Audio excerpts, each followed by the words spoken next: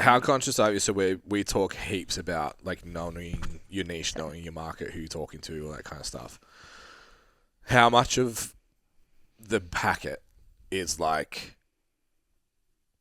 Sally, who's this age, who has this problem, needs to look at this and it resonate, and then how much of it is it just like our brand is this? Like how specific are you when you're thinking about producting, branding, Instagram? Two meatheads on a podcast eating it. Well, as I said, it's really evolved. So we used to go big on the FODMAP piece, and now we've pulled way back on that, and we just talk about gut issues, and we call out all the other benefits, which is that we don't use additives, there's no emulsifiers, there is actually a lot of protein in them. Yep. Yeah. We've refined what's called out on the packaging. You can't put everything in there on the packaging because you only have a certain amount of time to catch people's attention. So now we call out gut friendly because that's the most important thing. And the boxes say gut friendly, but actually, because a lot of products say gut friendly, but then they include ingredients that still cause gut issues. Yeah. The protein content and then Those like date balls. yeah. There is, the first thing I said when I tried the FODBots, I said, oh my God, I love that it doesn't taste like dates. Yeah. Yeah. Because anytime you try a natural bar, it doesn't matter what they say the flavor is. It's dates. It's dates. Yeah. That's so true. Yeah. It's dates. It Yeah. always comes down to dates. Jess and I went to this workshop, and like Jess will probably argue, I don't have that sensitive a stomach, but I bought these like, I don't know what they were, just balls, health That balls looks that very have big. dates in them. Yeah, well and they tasted good, and it was a lot. Did And you I was shit like, yourself? No, just like very gassy in a room full of a lot of people for a really long time, and paid a lot of money to be in the room. So I was like, I just have to sit here in pain right now. Jace is like, did you read any of it? It was like, I don't know, I had like 30 grams of fiber or something in an hour. It's That's like, no wonder It's a lot. I'm struggling. He does have a sensitive stomach. Sometimes it's weird though, because I can have 7 milkshakes and be fine, and then like one thing will trip me off. That's like and it's me over. with like garlic and onion. Yeah, I'm good. I'm the same. Like caffeine's fine. Things like that are fine. And then, like for me, it's like acidic food typically. That's like a real trigger for me. I love acidic food. So do I. Lemon and lime on everything. Yeah. Yep. Because more on the marketing side, is it a person or is it an idea? So when you sit down and like, this is what the marketing strategy is going to be. Oh, that's Is a it good is question. it an idea, or is it like this is so like when you described it before, it's funny, like since always, but since having our little one, my wife's like the preservative Nazi now, just like can spot them everywhere. So it's like the way you described it, then I was like, Amy, you'd buy this for LJ. Oh, I'll give you some kids bars. I've got some in the car. Amazing. So That's cute. she'll be like, yeah, I want that because of all the reasons you just said. But if you had said like it's low FODMAP, she'd be like, I don't care.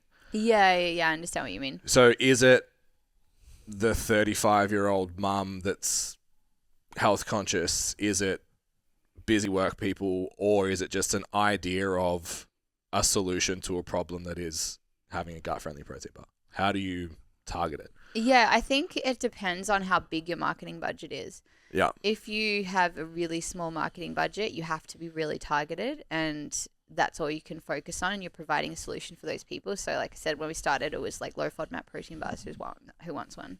Mm-hmm. And then as you get bigger, you can be targeted towards different people. But you know the saying, like, especially when you're small, you can't be everything to everyone. So you think about what is most important. And then over time, we've really spent time understanding why our customers are buying our bars. So we look at like reviews and what people call out as the things that they value. And we make sure that that's communicated in our messaging. But yeah, I mean, you still have to sort of pick a segment, but you can broaden the segments over time. So now it's we work with a lot of athletes that have gut issues because there really isn't anything else. And like a lot of athletes that are traveling and on the road, they give them these protein bars that make them sick, and then they're stuck on the road. Yeah. Feeling sick, and then it affects their performance. Like Ben in the workshop. Exactly. Just like you. Like cyclists. You and little things like that. athlete. You little athlete, you. Definitely not. It's not. Lifetime. Well, if it's anyone that puts their body under stress, because Yeah. that exacerbates gut issues. Yeah. So like endurance athletes, they love our products. Yeah. Mums, new mums, and you got to eat quickly. And then there's also research that shows that a low FODMAP diet can help babies in terms of their digestion. So, when they get a lot of colic, like back in the olden days, midwives used to say stop eating apples and onions and things. Yeah. And they didn't even realize that they were sort of recommending the low FODMAP That's diet why. to mums. So yeah, new mums, or even when you're pregnant, like my obstetrician recommends them to people. Yeah. Aw. Yeah, and then anyone with gut issues, and you find that with a lot of our customers are not people that would typically eat protein bars, but then they give FODBODs a try, and they're different to other things on the market. Yeah.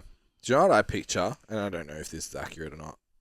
When I even just the colors, the flavors, the kind of gut friendly vibes, because Pilates is so big right now. This is like the girls go to Pilates and then go to coffee, and they're like, I'm being good. I'm not getting a muffin. I'm having a FODBOD bar. Yeah, so many Pilates studios stock FODBODs. Yeah.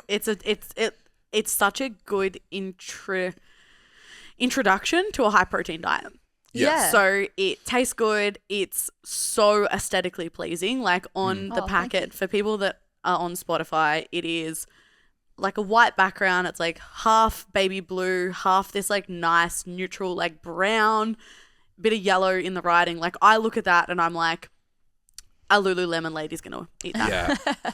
Yeah. Thanks. Oh, and Yeah. also a really big customer base for us is like peri and menopausal women, because they need more protein. That's when IBS often sort of flares up during those times. So they eat a lot of FODBODs too. Yeah. But yeah, a lot of Pilates studios, and we do a lot of collaborations with them too. Yeah, I can definitely see that. Even with like the decoration on where it says pack, how it's like the little lines there. Like, Yeah. That's our amazing brand designer, Dina. yeah. Yeah. She's very talented.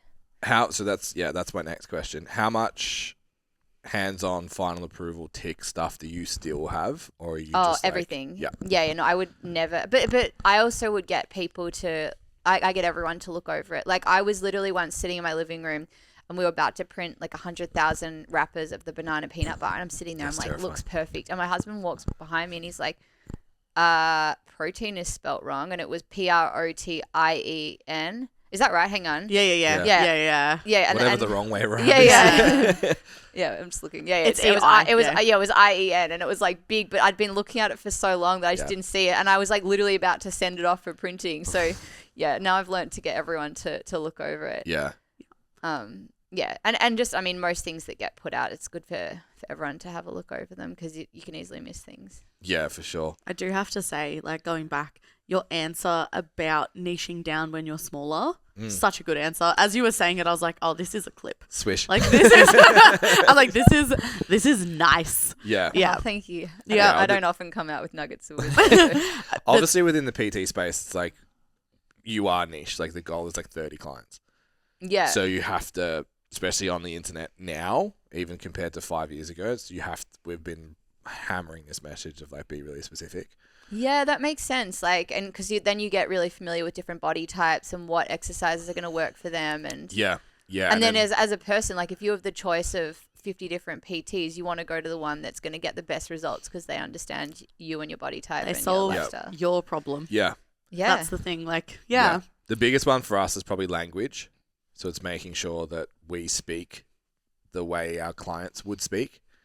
It's probably the biggest one, because that's like, Not presenting differently online. Like, Yeah. if I coach, women that are 20 to 35 that lift, that want to feel hot and blah, blah, blah, are unafraid of that. And so my language has to reflect that. So I'm not going to Yeah. go and do an Instagram post and take out all of the swearing, for example. And Yeah, I'm not yeah. going to take out slay or something like that. Like I'm speaking directly to them, and Ben's reading it and he's like, what the fuck is this? Like, I'm never going to go to her. Good. I don't want you.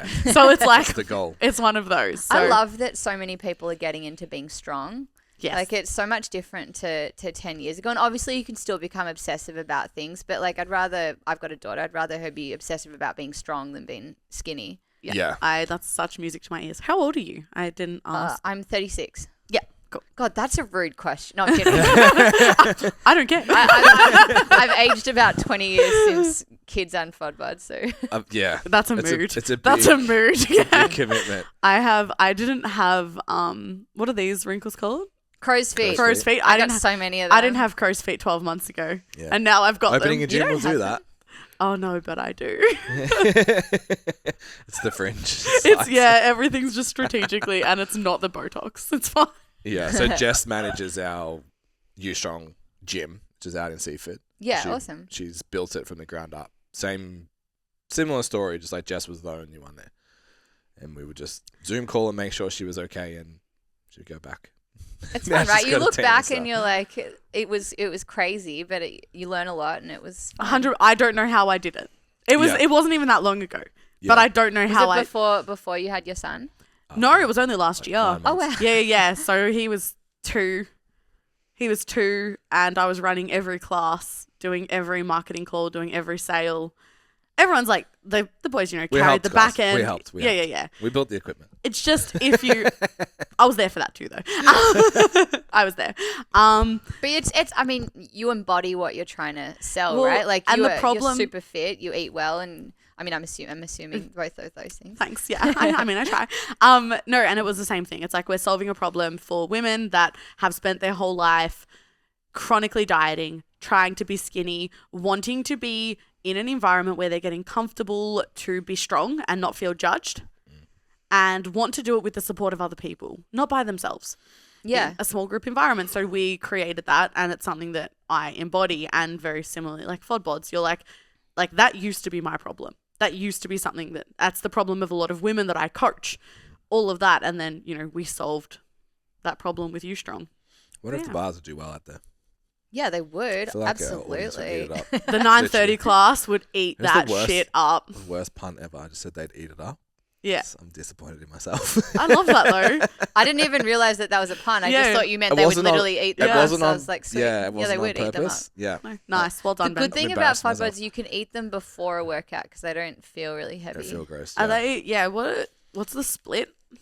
They're pretty balanced, and I made Yeah. it like that way on purpose Yeah. because I went through a stage where my sugar levels go up and down a lot. So if I eat sugar, I get a high and then I crash massively.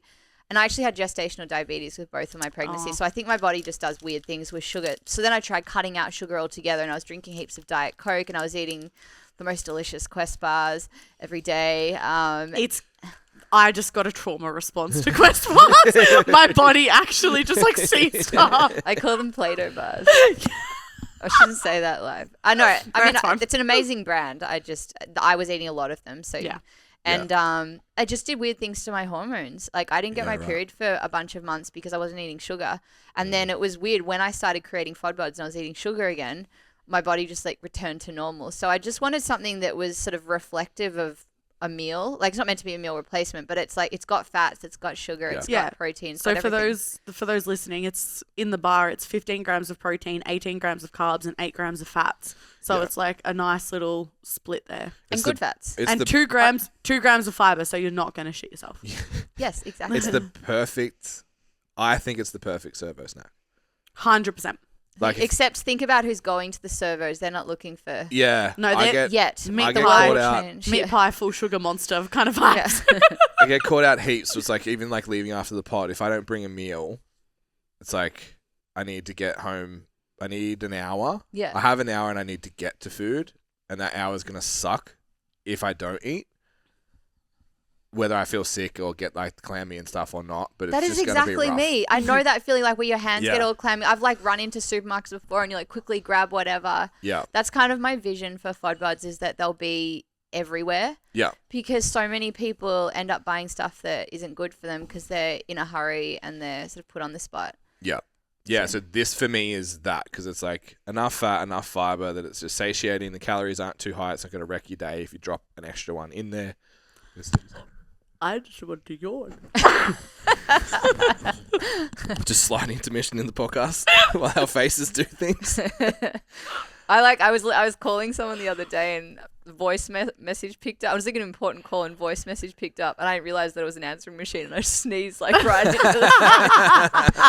And I was like, I don't know how to delete it, and so like literally an important message, and I've just sneezed into the phone. That's the best. I love that. Welcome. A little jump scare. You got one new message. It's like, "Achoo!"